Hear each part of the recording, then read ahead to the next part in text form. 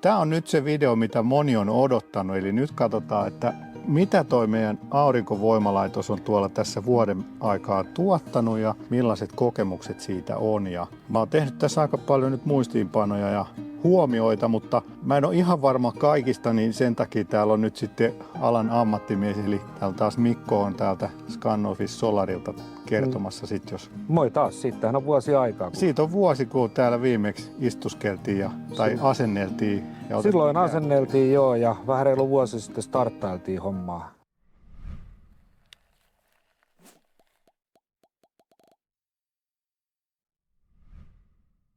Vakuutukset kesäautoille, käyttöautoille, lapsille, kodille ja kaikille muulle tärkeälle osoitteesta pohjantähti.fi/Keski-Suomi. Sähköt kotiin fossiilisilla ei paljon lämmitä, paitsi ilmastoa. Scanofficen aurinkopaneelit lämmittää mieltä ja lompakkoa. Ja kertauksena vielä tuosta voimalasta, niin se on siis 10 kilowatin piikkiteholtaan toi voimala. Oliko siellä 22 paneelia, 415 wattia per panelia. Vai 24? 24, joo. Ja 9,96 oli tarkka. Kyllä. Ja silloinhan meillä oli niin kuin sellainen, sun arvio oli, että se on ehkä noin 0,8, kun kertoo sen huipputehon, niin sitten ollaan niin kuin megawattitunneissa sen vuosituotossa. Tuolla katoin äsken vielä PV-kissillä, niin se näytti noin 8400-8500 kilowattituntia laskennallisesti vuosituotoksi. Mehän ollaan aika lailla siinä. Joo, kyllä. No, jos nyt heti aloitetaan paljastuksilla, niin vuoden tuotto oli siis aika tasan se 8000 kilowattituntia, eli 8 megawattituntia. Hyvin päästiin tähän tavoitteeseen, vaikka tässä nyt on siis vähän tuossa on niin kuin ylämäkeä tässä meidän eteläpuolella, että se vähän blokkaa nuo puut, ainakin keväällä. Keväällä aamuaurinko ja kesällähän ei ole niin kuin mitään ongelmaa. Nytkin se nyt on vielä reilusti tuolla puittelatvojen yläpuolella. Ja sitten taas tuolla lännessä, niin siellä on myöskin sitten jonkun verran mäkeä ja puita, että se sitten varmaan vähän siihen ilta-aurinkoon vaikuttaa. Mutta sitä mä oon ehkä myös tässä miettinyt, että sitten toinen vaihtoehto, kun ne on kaksipuoliset nuo paneelit, että jos ne olisikin ollut pystyssä vaan itä-länsisuunnassa, niin olisi tavallaan saanut sinne iltaa ja aamuun ehkä vähän enemmän tehoa, mutta sitten taas huipputeho olisi pienentynyt. Kyllä, joo. Onko teillä semmoisia voimaloita tehty? On tehty, siis maavoimalathan tehdään aika paljon. Niitä on aika suoraan etelään suunnattuna ja sitten on ihan kahteen eri telineeseenkin, että sitten tulee aamuaurinko toisten taakse ja ilta-aurinko toisten taakse. Ja kyllähän niissä se vuosituotto on niinku parempi, koska saadaan heijastuksia, mutta tässähän se tuli nyt se P-Facial sulle vähän niin kuin kaupantekijäisenä, että siellä ei ole edes prosenttiakaan hyötyä siitä tuolla katolla. Joo, kyllä, se on pieni. Ja sitten taas täällä se maapaneeliasennus, niin se olisi ollut vähän ruma ja hankala. Joo, ja sitten monessa kunnissa vielä haetaan sille luvat erikseen. Joo, se on vähän naapurikuulemiset ynnä muut. Toi 8000 kilowattitunnin vuosituotto, niin sehän on sulle 40 000 kilossa ajoa, eli käytännössä sun vuoden ajot ilmaiseksi. Kyllä. Toki osahan on mennyt taloon ja osa lataukseen ja osa myyntiin ja muuta, mutta jos se kaikki valjastettaisiin autoiluun. Niin, kyllä. Se on aika vihreä teko. On. Ja sitten myöskin tuo appihän näyttää, että kuinka paljon hiilidioksiditonneja tässä on säästetty. Ja se oli 6 tonnia, eli 6000 kiloa säästettiin hiilidioksidipäästöjä, mikä vastaa siis 3 miljoonaa hiilidioksilla täytettyä metrin kokoista ilmapalloa. Se on mun mielestä aika kiva juttu kanssa. On joo. Ja nyt kun sähköautoilusta ja auringosta puhutaan, niin mun mielestähän ne on parhaat kaverit keskenään. Paneelit, sähköauto, jos vaan vähäkä pystyy autoa pitämään kotona. Silloin kun se aurinko paistaa, niin sitä on mennyt aika paljon myyntiin sitä sähköä, että nyt se meidän oma käyttöaste oli alle 50, se oli jotain 47-48, niin tavallaan nythän mä en ole niin kuin tämän vuoden aikana sitä oikeastaan paljon mitenkään optimoinut, paitsi soitan vaimolle aina, että nyt aurinko paistaa, laita pesukone päälle, jos se on viikonloppuna täällä kotona ja laita auton lataukseen, että semmoisia juttuja siinä on tullut ja nyt sitten ehkä toi lämminvesivaraaja itse asiassa just eilen sähkömies kävi kytkemässä tällaisen releen siihen, eli sen voi ohjelmoida nyt, tai se on nyt ohjelmoitu niin, että se kesällä lämmittää keskellä päivää pari tuntia ja sitten talvikuukausina taas keskellä yötä tai aamuyöstä. No nyt kun tässä on itse kuukauden ollut lomalla ja yrittänyt optimoida sitä oman voimalan käyttöä ja sähköautoilua, niin mä oon viimeisen kuukauden ajanut täysin ilmaiseksi. Joo. Eli kun on ollut mahdollisuus olla päivällä kotona, niin mä oon ladannut aina hidaslatauksella, että kaikki energia tulee paneeleista suoraan autoon ja ostosähkö auton lataukseen täysin nolla. Joo. Eli se on niin kuin mun mielestä se, että ei voi aina katsoa niitä puhtaita numeroita eikä mitään. Jos sä ajattelet, että kesäloma-ajan saat kotona ja kaikki ajat siinä ympäristössä tulee mökille menot ja kaikki täysin ilmaiseksi, niin eihän se ole laskennallisestikaan, niin kuin, että sä saa niitä mitenkään numeroiksi tonne kunnolla. Takaisinmaksuaika muuttuu tuolla periaatteella sitten hyvin radikaalisti. Niin, kyllä. Ja käyttää viikonloppuisin hyödyksen. Joo, kyllä. No voidaan tuosta laturista varmaan puhutaan vielä myöhemmin lisää, mutta siinähän oli aluksi se PV-moodi, eli se Moodi, joka aurinko-optimointi. säätää sitä tehoa sitten sen mukaan, mitä tulee auringosta. Mutta sitten me huomattiin, että kun rouva ei ole ehkä ihan niin teknisesti orientoitunut, niin sitten se, että kun hän laittoi laturin, niin hän odotti, että sitten 2 tunnin päästä voi lähteä reissuun ja sitten ei ehkä päässytkään aina. Joo. Niin me sitten siirryttiin ihan tähän, että se on aina päällä ja katsotaan vaan, että koska se aurinko paistaa ja sen mukaan sitten laitetaan autoa. No, Jaanin kanssa voitte katsoa tuosta lisää. Sitähän on mahdollisuus muuttaa appista sitten Joo. sillä, että lataussessio kun alkaa, niin laitetaan Joo. täydelle teholle ja Joo, tällainen. Mutta se on hyvin helppo. joo.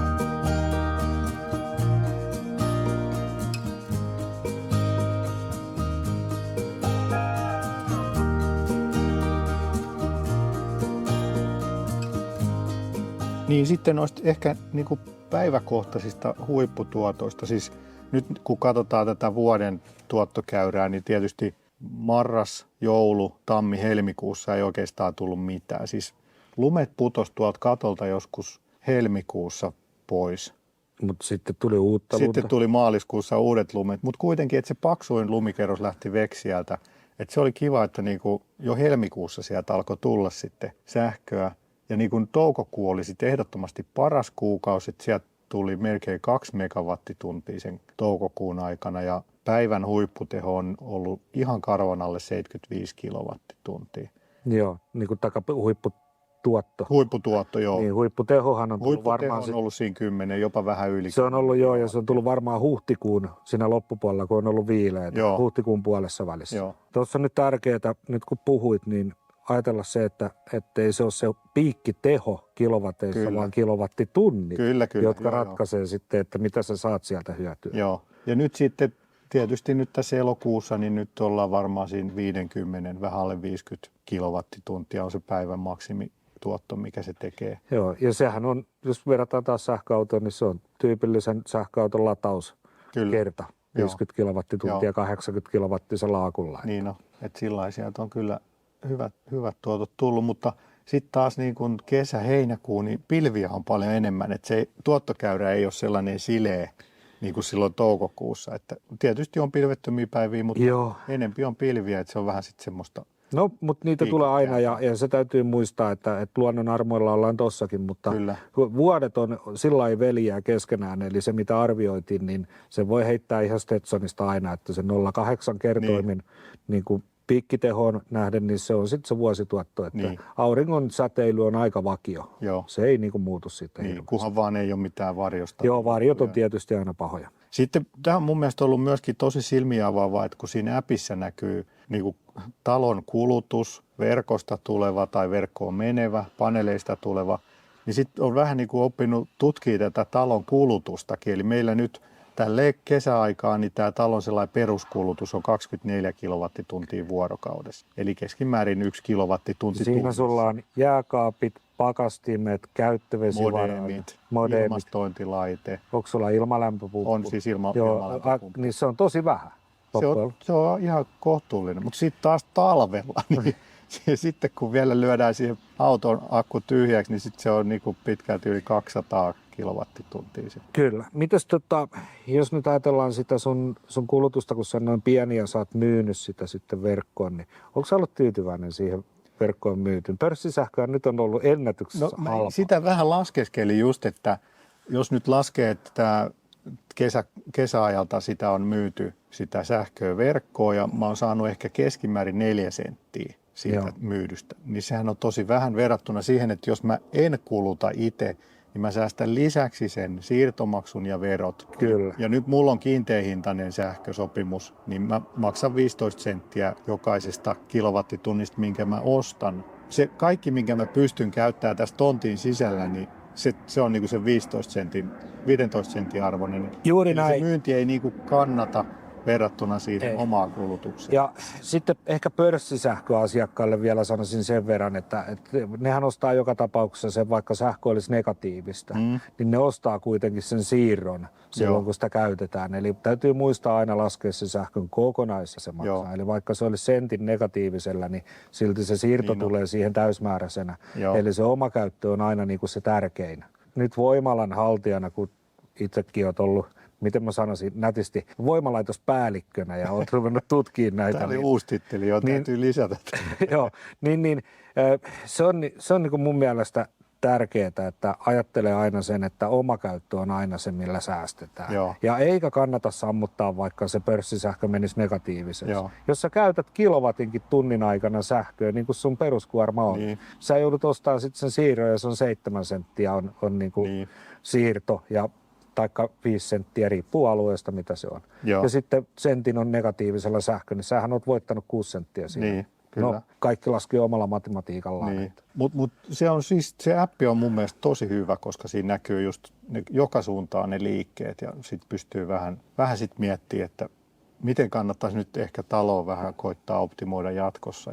Mutta toi täytyy muistaa sitten kuulijoille ja katsojille, niin sitähän ei ole kaikissa invertereissä Näin mä oon kuullut, mahdollisuutta.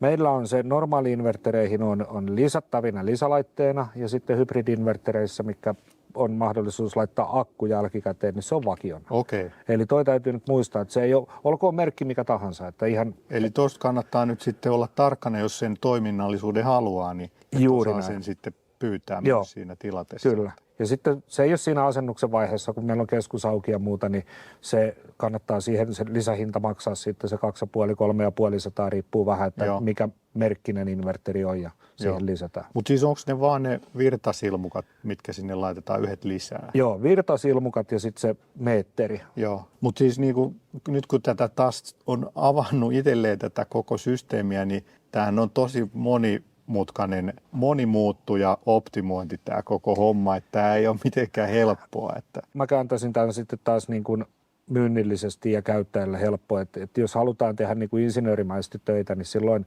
laitetaan sellejä ja ruvetaan optimoimaan automatiikalla ja kaikkea, mutta toisaalta se on helppo, että sä annat inverterin tuottaa sähköä ja sä käytät sitä. Toki optimoit sen pesukoneen, kaikki tämmöiset sinne. Nämähän on kaikki oikeastaan huoltovapaita, vai onko tarvinnut vuoden aikana tehdä? Ei mitään. Se on ollut kyllä, siitä mä tykkään kyllä tässä myöskin, että ei liikkuvia osia, ei mitään huoltoa. Joo, mutta sitten tämä on toisaalta hyvä, joka haluaa harrastaa, koska tämähän on monille harrastus. On, niin kyllä. Sitten tässä voi oikeasti harrastaa sitä insinööripiip-juttua. Ja sitä voi harrastaa ja tehdä vaikka mitä automaatio, mitä tahansa optimointia ja ottaa autostakin vielä kaikki irti. Ja sitten tulevaisuudessa vielä joskus, kun P2G:täkin ruvetaan tekemään, niin se vielä mullistaa sitten kaikkea. Että tämä on niin kuin loputon tie ja tämähän ei ole yhtä oikeaa vastausta mun mielestä, että kuinka sä niin kuin optimoit sitä. Ja toiset haluaa, että ne laittaa katolle ja sähköä käytetään ja se menee myyntiin mitä menee ja kaikki saadaan hyödyksi, mitä saadaan katolta tulee niin kuin tekemättä mitään. Niin. Vielä hei noista paneelien sijoittelusta, että nyt kun puhuttiin siitä, että jos laittaisi itä-länsisuunnassa maatelineeseen, miten se, niin kuin se vuoden kokonaistuotto, voiko se käyttää sitä samaa 0,8 vai? Ei välttämättä ihan, mutta käyttötunteja saadaan enemmän, eli silloin se omakäyttöosuus lisääntyy hyvin voimakkaasti. Se on niin kuin se pihvi.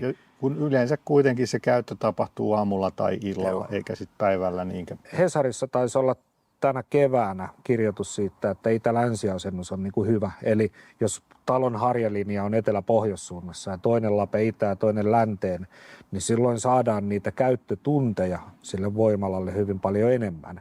Se teho ei tule, piikkiteho ei saada niin paljon, mutta se on aamusta hyvin pitkälle iltaan, jolloin se omakäyttöosuus suurenee ja verkkoon myyty pienenee. Joo. Niin sillä saadaan se kannattavuus paremmaksi. Joo. Ja nyt just kun meilläkin tulee silloin keskipäivällä se 10 kilowattia piikkinä sieltä, mutta ei me saada käytettyä sitä oikein mihinkään. Toisaalta se olisi niin kuin, kun nyt se käyrä on sellainen, tällainen Fujivuori, niin se saisi olla vähän enemmän sellainen tasanko. Sitten tuleekin tasaisempi. Silloin kun aamulla, tietysti kun idästä paistaa, niin se länsipuoli on vähän niin kuin pimeänä. Joo. Ja sitten keskipäivällä sinne tulee kyllä sitä piikkitehoa ja sitten taas illalla niin se länsipuoli rupeaa tuottamaan. Joo. Ja sitä kautta saadaan sitten käyttötunteja enemmän. Mutta Joo. sitä niin kuin aamusta ja illasta niin ei tule niin paljon niitä huipputehoja. Joo, kyllä.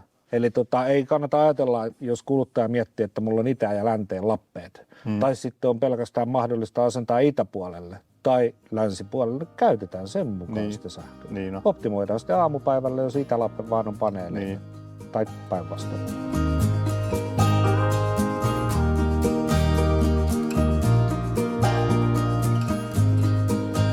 Sitten jos mennään vähän näihin laskelmiin, niin eli myyntiin meni 54% kesäkuukausina.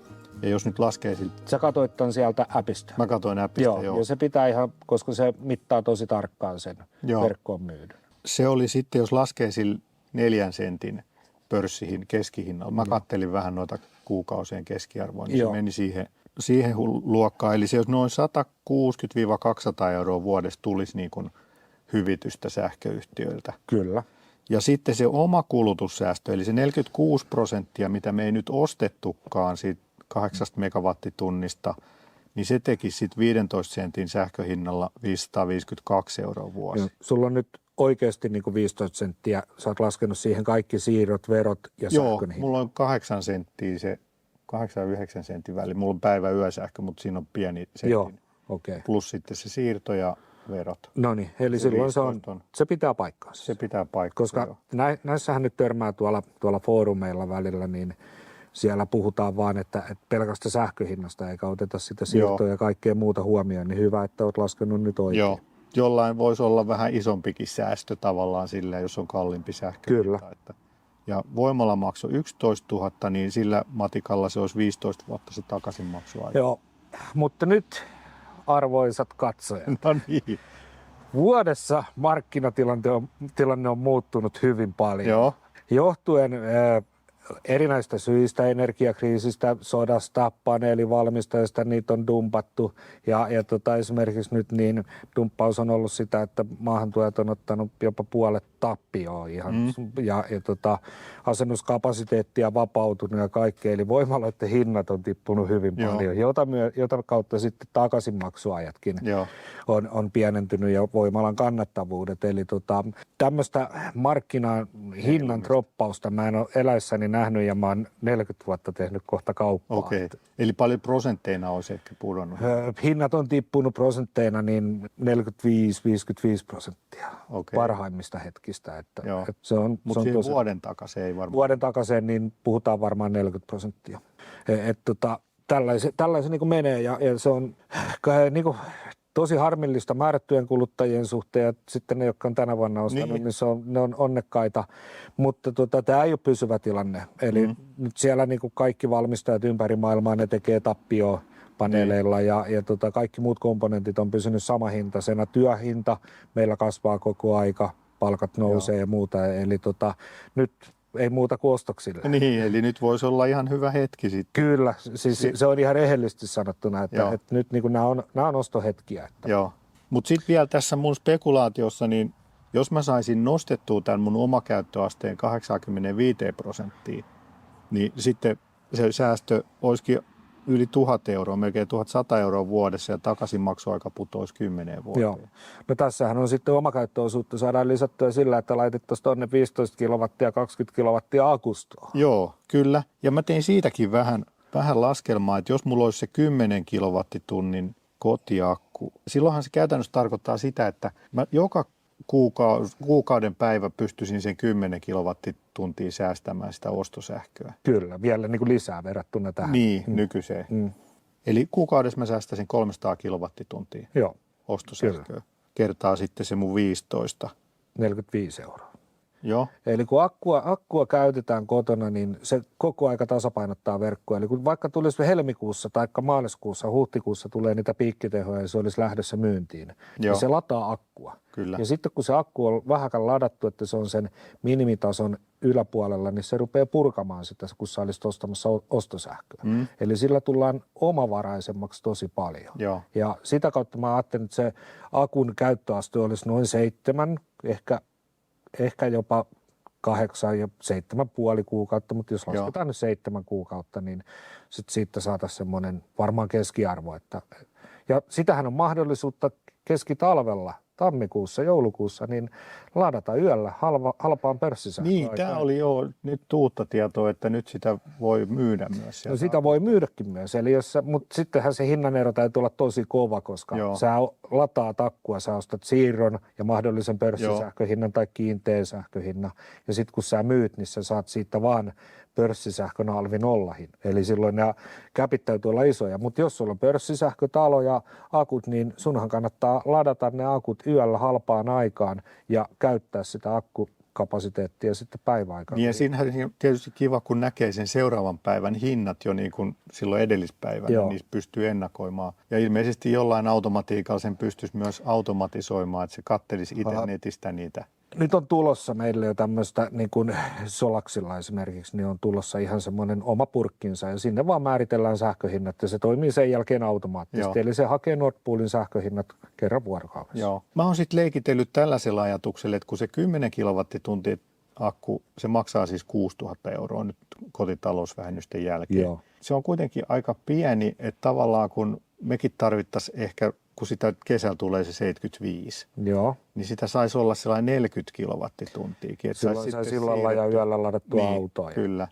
Ja sitten taas semmoinen kotiakusto maksaa aika paljon, niin mitäs sitten jos mä hankkisinkin tosi halvan sähköauton, missä olisi V2G-mahdollisuus ja käyttäisin sitä kotiakkuna? No V2G:hän on tulossa, kaikki me tiedetään, mutta millä tavalla se on tulossa ja miten sitä hallitaan, minkälainen meetteri keskukseen ja että sä saat sen kaikki hyödyksi itselle, niin mä voisin sanoa tuohon, että kyllä jokainen voi tehdä itse mitä haluaa ja rakentaa sen systeeminsä, mutta kaupallisesti mä en lähde niin kuin sanoin, että joku tekee tollain ja joku tollain, koska siinä on sitten standardeja ja paloturvallisuusmääräyksiä. On nähnyt jopa semmoisiakin, että akkujohdot kulkee pitkin seiniä, akku on irrallaan soran päällä ja PMS:ltä vaaditaan omat, että se suojelee sitä akkua oikein ja purkaustehot sitten sen mukaisesti, että inverteri pystyy käsittelemään. Ja siinä on monessa, mutta silloinhan se on hoidettu, jos sulla on sähköauto, mikä tulee tuossa. Kaikissa on CE-merkki jo. Joo, ja V2G:n kautta otetaan, niin mikä? Siis mäkään ei just sen takia, mä en tällaisia kotivirityksiä kyllä. Mutta niitähän tehdään, mutta jokainen varmaan pystyy tekemään se sitten sähkömääräyksien mukaan. Niin, ja sitten kun se palaa, niin vakuutusyhtiöt hän taputtaa. Joo, ja tutkii sitten, että millä määräyksillä tämä on tehty ja kuinka. Mutta tuosta varmaan laturin kanssa juttelette Jaanen kanssa lisää, mutta mä en niin kuin sano, että koska se V2G tulee. Itse sullahan puhuttiin ennen tätä kuvausta, että putsissa sulla on 10 000 kilowattituntia mahdollisuus purkaa sitä, niin akkutakuun piirissä. Niin. Ja sehän tarkoittaa sitä, että jos sitä käytetään vähäkään omakotikäytössä niin kuin talviaikaa ja kulutusta on enemmän, niin sitten ei pääse nauttimaan kuin ensimmäinen omistaja akkutakuun piirin aikana. Tämä vaihtaa autoa vähän usein. Joo, kyllä. Mutta tosi monethan tukee jo sitä V2G:tä, niin kuin laturivalmistajien raudat, mutta sitten kuinka se auto ja kaikki muut käsittelee sitä. Joo, yllättävän monet siis jo kai toimii, vaikka ei edes autonvalmistajat kerro sitä. Mutta ilmeisesti standardit on vielä aika levällä, että se sen takia ei oikein. Sanotaan nyt näin, että vaikka alalla on ja pitäisi olla, niin ei mulla oikein tietoa siitä, että mikä siinä tulee sitten olemaan se lopullinen.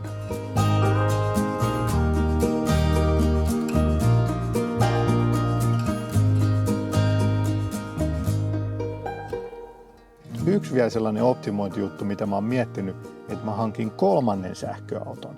Ja me ladataan aina yhtä autoa tossa ja sitten vaihdetaan seuraavana päivänä autoa.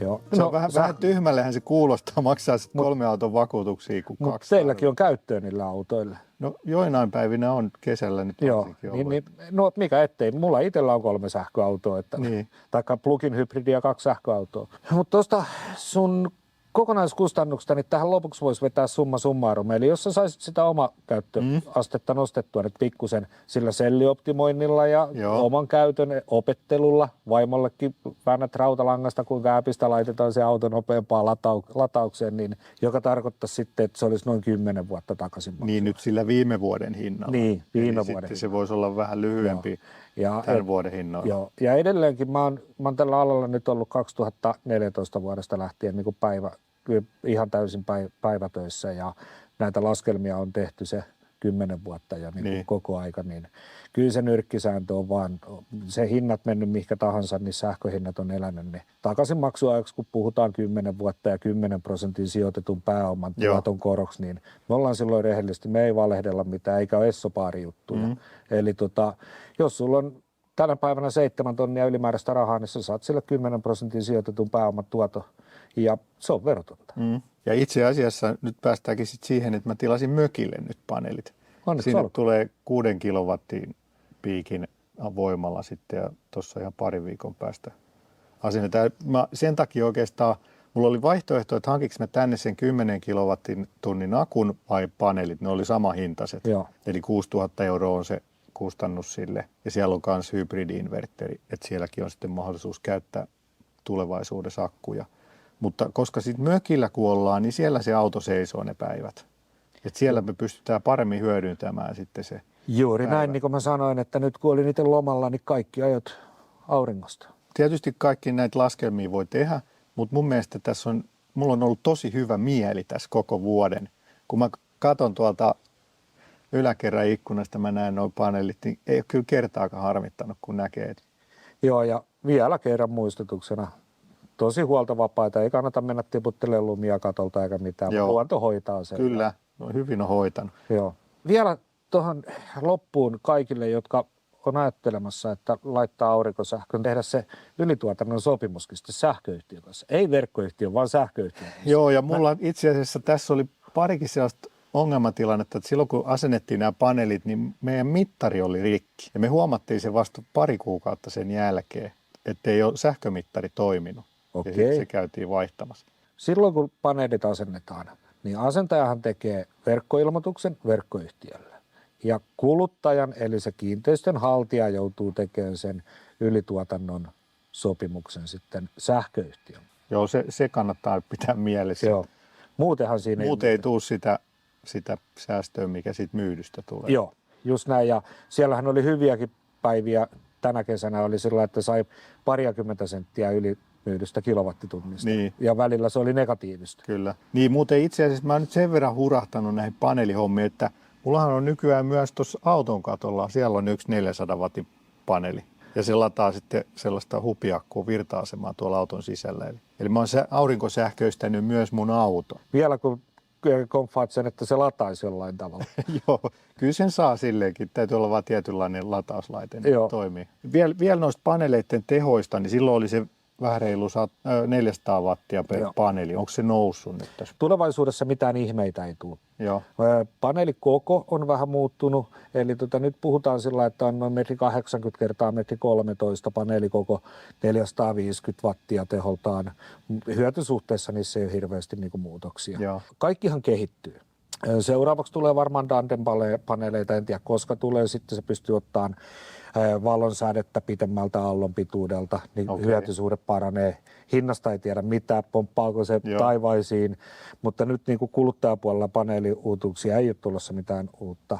Hybrid-inverterien myynti kasvaa sen takia, että akustoja ruvetaan laittamaan ja niihin tulee automatiikkaa, niin kuin sanoin, että automaattista pörssisähkön ohjausta akun lataukseen ja purkamiseen. Oikeastaan muuta ja ne on aika stabiilit hinnat, eli paneelipuolella tapahtuu sitten tämä markkinahinnan eläminen. Eli akustojen hinnoissa ei ole mitään? Ne on tippunut jo. Siis ja varmasti tippuu vielä, ja mitä tapahtuu, ruvetaanko isompia akkupaketteja laittaa. Sijoituspaikat on ongelmallisia omakotitaloissa monissa, että katsotaan, mitä markkina menee. Joo.